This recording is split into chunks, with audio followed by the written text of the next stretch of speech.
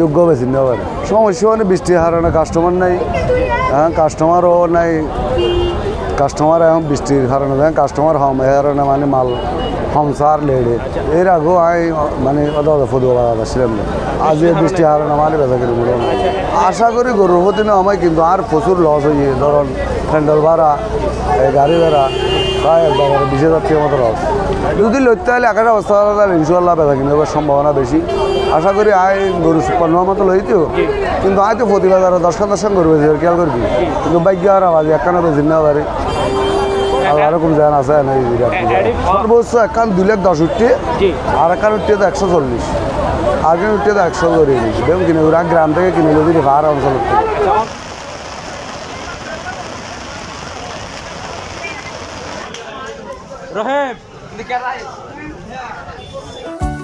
রাঁধুনি রেডিমিক্স মাংসের মশলা, ব্যাস হয়ে যাবে ঝটপট দারুণ রান্না।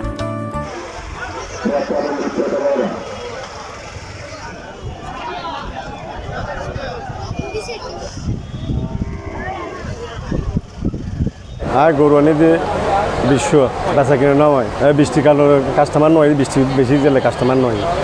গরু নয় কাস্টমার আসছে 2 লাখ টাকা দাম, আমি দাম হম হর 2 লাখ টাকা গরু 4-4 লাখ ভিজে ডেলি 1200 টাকা খরচ হয়, 1 বছর পর্যন্ত ভালো বহুত টাকা খরচ হয়। সর্বোচ্চ এই দাম এত গরু আরো কম দামি আছে, 1.5 লাখ আছে, 2 লাখ আছে, সর্বোচ্চ 3.5 লাখ টাকা দাম।